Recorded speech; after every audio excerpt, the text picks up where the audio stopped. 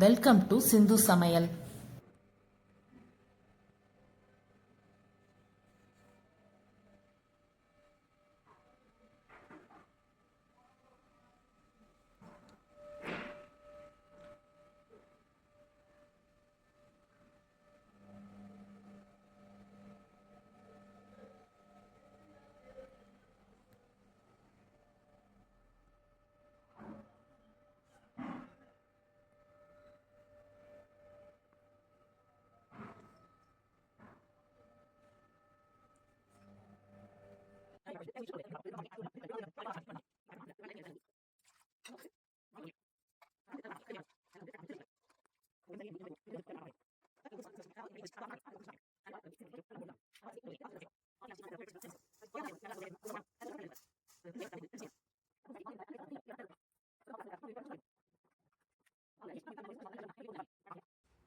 நம்ம இன்னைக்கு பண்ண போகிற டிஷ் விநாயகர் சதுர்த்தி ஸ்பெஷல் பால் கொழுக்கட்டை. அது எப்படி பண்ணுறதுன்னு பார்க்க போகிறோம்.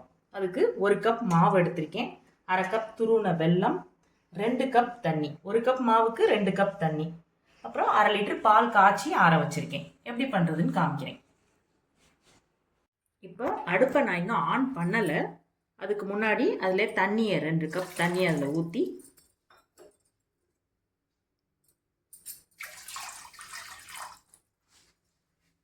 கொஞ்சமாக உப்பு போட்டுக்கிட்டு இந்த மாவையும் அதில் கொட்டிடுறேன்.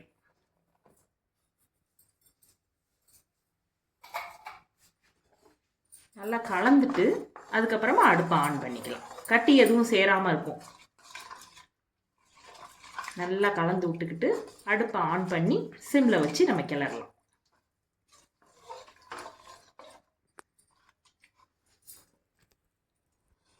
கட்டி இல்லாமல் நல்லா கிளறிட்டு அதுக்கப்புறம் அடுப்பை ஆன் பண்ணிக்கலாம்.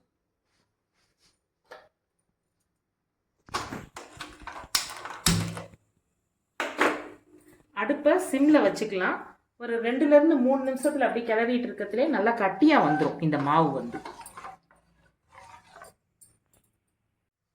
நல்லா சாஃப்டாக வரணுங்கிறதுக்காக ஒரே ஒரு 2-3 சொட்டு நான் எண்ணெய் ஊற்றிக்கிறேன். இதில்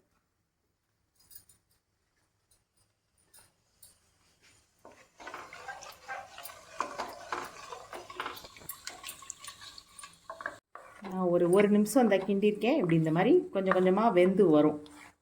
நல்லா உருண்டு வந்துடும். வந்த பிறகு நம்ம அடுப்பை ஆஃப் பண்ணிடலாம். கொஞ்சம் கொஞ்சமாக மாவு வெந்து இந்த மாதிரி வந்துட்டுருக்கு. இன்னும் ஒரு 2 நிமிஷம் கிண்டிட்டு நம்ம ஆஃப் பண்ணிடலாம். இன்னும் 2 நிமிஷம் கழித்து நான் உங்களுக்கு காமிக்கிறேன். இப்போ நல்லா ஒரு 3 நிமிஷம் மொத்தத்துக்கு நான் சிம்மில் வச்சே கிண்டியிருக்கேன். நல்லா மாவு இந்த மாதிரி கட்டியாகி வந்துருச்சு. இப்போ அடுப்பை ஆஃப் பண்ணி ஆற விட்டுறலாம். ஆறின பிறகு நான் உங்களுக்கு உருண்டை பிடிச்சிட்டு காமிக்கிறேன். உங்களுக்கு 1/2 லிட்டர் பாலை அடுப்பில் ஊற்றி சிம்மில் போட்டு வச்சுருக்கேன். கொதிக்கட்டும்.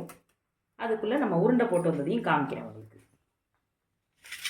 அந்த மாவை நல்லா பிசைஞ்சு உருண்டை போட்டு வச்சுருக்கேன். இதை பால் கொதித்த பிறகு அதில் நம்ம சேர்க்க போகிறோம். பால் கொதிக்க ஆரம்பிச்சிருச்சு. நம்ம அதில் இந்த உருண்டை பிடிச்சி வச்சுருக்கிறதெல்லாம் கொஞ்சம் கொஞ்சமாக சேர்த்துடலாம். ஒரே தான் மொத்தமாக சேர்த்துடக்கூடாது. இப்படி அங்கங்கே ஒரு உருண்டையாக சேர்த்துட்டு வந்தோம்னா அப்படியே ஒன்றோட ஒன்று ஒட்டாமல் இருக்கும். எல்லாத்தையும் போட்டு உடனேவும் கரண்டியை யூஸ் பண்ணக்கூடாது. ஒரு 2 நிமிஷம் வேக விடணும். எல்லா உருண்டையும் போட்டு 2 நிமிஷம் வேக விடணும்.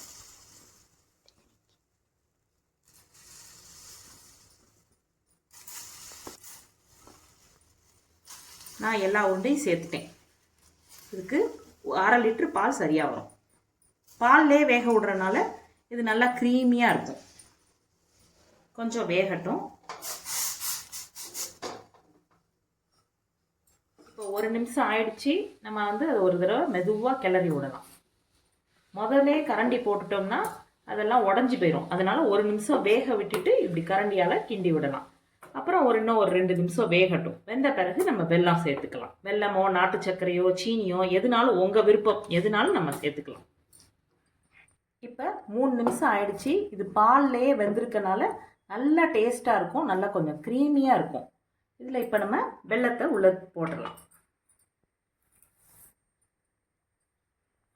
1 கப் மாவுக்கு 1/2 கப் வெல்லம் கரெக்டாக இருக்கும். இன்னும் உங்களுக்கு இனிப்பு தேவைப்பட்டதுன்னா கொஞ்சம் கூடுதலாக சேர்த்துக்கோங்க.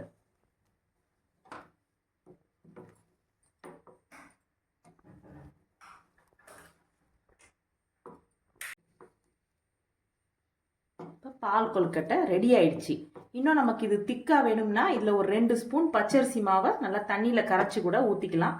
எங்களுக்கு இதுவே போதும்னு சொல்லி நான் நிப்பாட்டிட்டேன். அடுப்பை ஆஃப் பண்ணிடுறேன். நான் ஒரு பவுலில் ட்ரான்ஸ்ஃபர் பண்ணிட்டேன். விநாயகர் சதுர்த்தி ஸ்பெஷல் பால் கொழுக்கட்டை ரெடி. நீங்களும் இதை ட்ரை பண்ணி பாருங்கள். கமெண்ட்டில் சொல்லுங்கள். நன்றி. வாழ்க வளமுடன்.